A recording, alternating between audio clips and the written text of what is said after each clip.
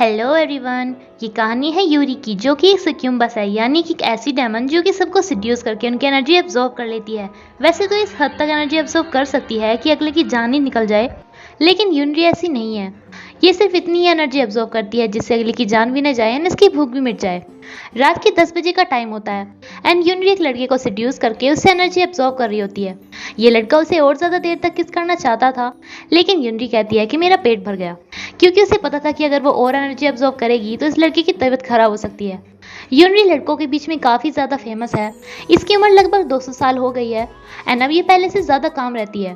पहले अपने एक टच से ही काफ़ी ज़्यादा एनर्जी एब्जॉर्ब कर लेती थी, लेकिन ऐसा करने से सभी उसकी पिटाई करने लगे, इसलिए अब वो सभी से काफ़ी कम एनर्जी लेती है।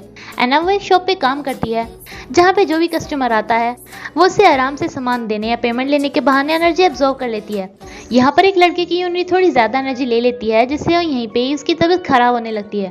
तभी उसके साथ जो एक लड़की आती है वो यूनरी को आके कहती है कि इसने तुम्हारे साथ फ्लर्ट करने की कोशिश तो नहीं की।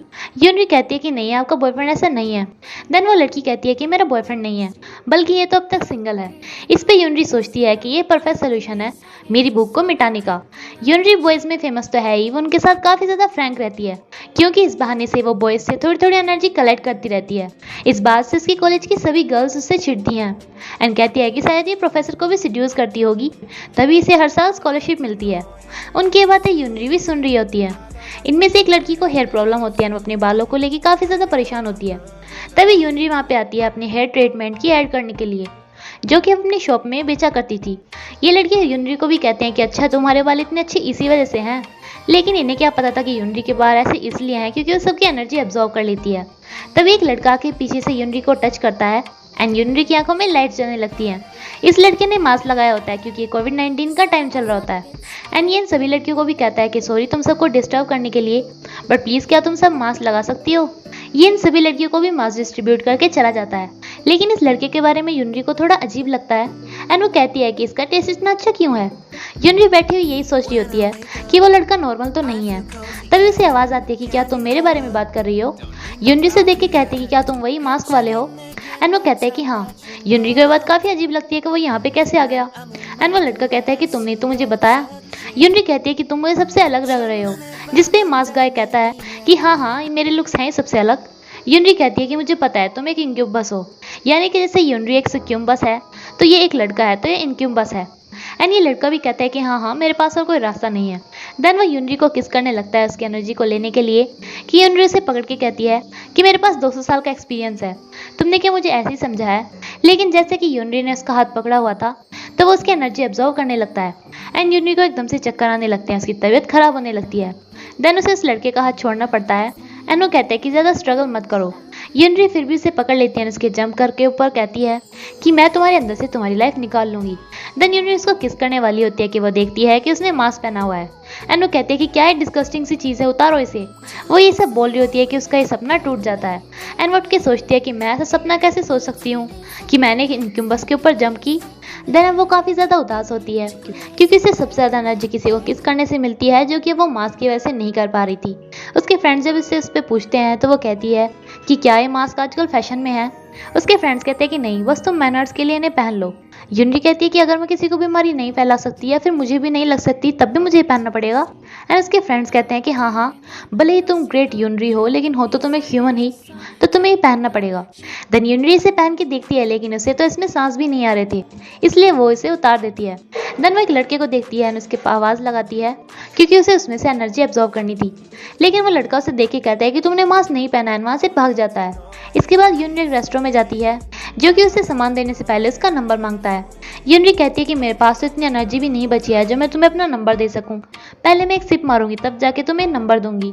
लेकिन ये लड़का कहता है कि मैं बॉस को कॉल करने वाला हूँ क्योंकि तुम मास्क नहीं लगा के आई हो। एंड वो देखती है कि जिसने मास्क नहीं पहना उसके यहाँ पे एंट्री अलाउड नहीं है। एंड वो सोचती है कि ह्यूमंस भी कितने ज़्यादा वीक होते हैं, इन्हें तो इतनी भी अकल नहीं है कि बीमारी से तो कम मरेंगे, लेकिन अगर मैं अपना सुंदर फेस छुपा लूंगी तो उससे ज़्यादा मर जाएंगे। देन वो मास्क लगा लेती है एंड सोचती है कि इसका बदला तो मैं लेके रहूंगी, इस लड़के के अंदर से मैं अपनी 5 दिन की एनर्जी एब्जॉर्ब कर लूंगी।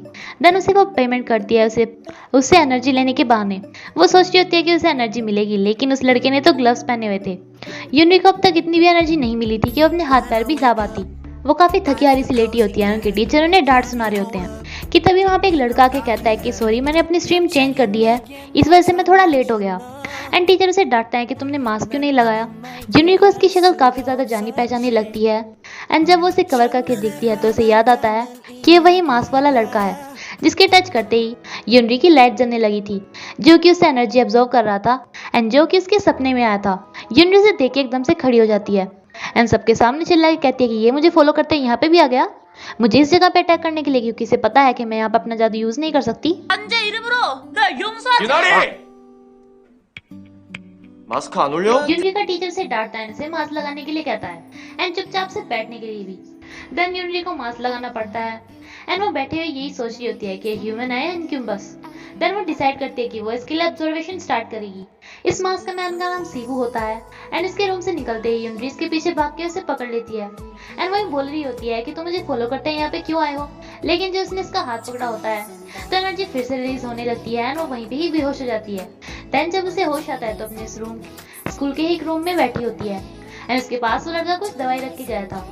यूनरी भी सोचती है कि अगर वो कोई इनक्यूबस होता तो उसके पास अभी काफी टाइम था, लेकिन उसने ऐसा कुछ भी नहीं किया। इसका मतलब कि वो ह्यूमन ही है, बस उसकी एनर्जी बाकी ह्यूमन से काफी ज्यादा है, जिसपे जब भी यूनरी टच करती है तो वो खुद ही बेहोश हो जाती है। अब यूनरी को ये जानना था कि ऐसा क्यों है, इसलिए अपनी प्लानिंग स्टार्ट कर देती है एंड उसे अपना पार्टनर बनने के लिए कहती है। जब वो इस पे मना कर देता है तो वो कहती है कि तुमने बेहोश होने के बाद मेरी मदद की, इसके लिए मैं तुम्हारे लिए एक ड्रिंक खरीदना चाहती हूँ। ये इस पे मना करता है तो वो कहती है कि चलो स्कूल के बाहर मिलेंगे। इस पे भी मना करता है तो वो कहती है कि चलो कहीं और पे चलेंगे, लेकिन सीवो तो इस पे भी मना कर देता है। देन यूनरी कहती है ड्रिंक पीने में क्या खराबी है, तो सीवो कहता है कि मैं ड्रिंक नहीं करता। यूनरी कहती है कि कॉलेज में भी कोई ऐसा लड़का होता है क्या जो कि ड्रिंक नहीं करता। देन से यही बकवास चालू होती है कि सीवो से दूर जाके बैठ जाता है। यूनरी ये देखना चाहती थी कि सीवो कितनी जल्दी दूसरों पे ट्रस्ट कर लेता है, इसलिए वो काफी सारा भारी सामान लेके आती है एंड उसके सामने आके भी दिखाती है कि कितना ज्यादा भारी है। सीवो कहता है कि क्या मैं इसे उठा लूं। यूनरी सोचती है कि ये तो फंस गया, लेकिन अभी उसे और थोड़ा भाव खाना था, इसलिए वो कहती है कि नहीं मैं इसे खुद उठा लूंगी।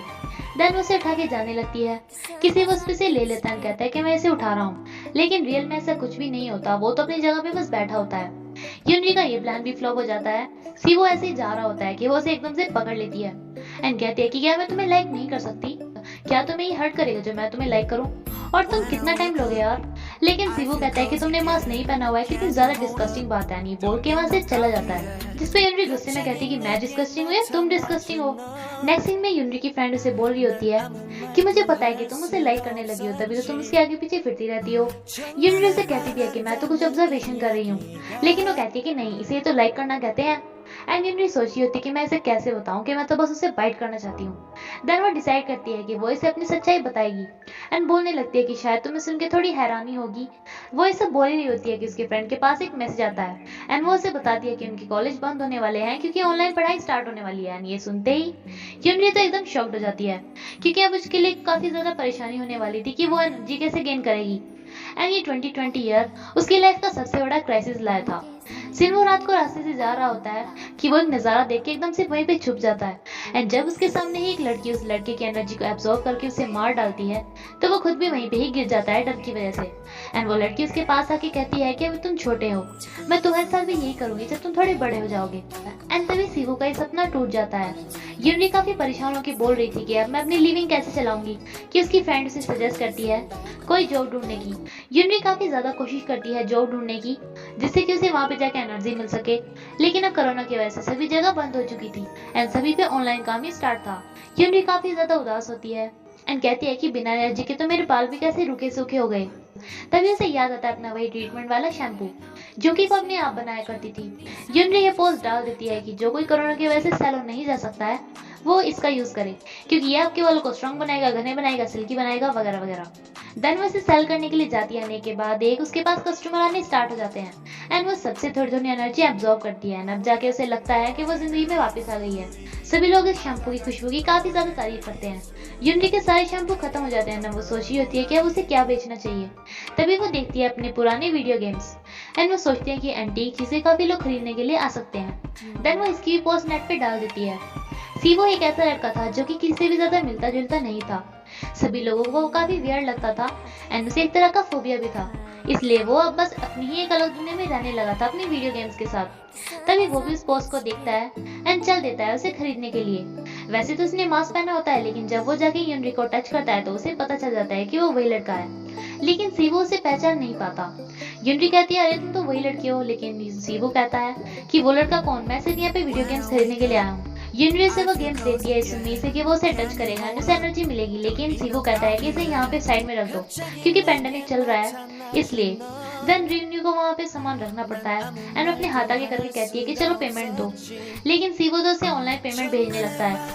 यूनरी कहते हैं कि सिर्फ कैश पेमेंट चलेंगी, लेकिन सीवो कहता है कि हाँ ये भी कैश पेमेंट ही होती है, मैं तुमसे कोई उधार वगैरह नहीं कर रहा। देन उसे पेमेंट करने में थोड़ी देर लग जाती है तो यूनरी कहते हैं कि लाओ लाओ मैं करती हूँ, शायद तुम्हें डिफिकल्टी हो रही होगी, लेकिन सीवो तो इस पे भी मना कर देता है।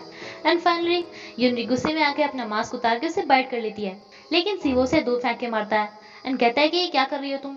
यूनरी अपना मास्क उतार के कहती है कि अरे ये तो मैं हूँ तुम्हारी क्लासमेट, मैं तुमसे बड़ी परेशान हो गई थी इसलिए मैंने तुम्हें बाइट कर लिया, वैसे मैं यहाँ पे सेकेंड हैंड सामानों का बिजनेस करने आई थी। सीवो भी कहता है कि मैं भी यहाँ पे गेम्स खरीदने के लिए ही आया था एंड यूनरी कहती है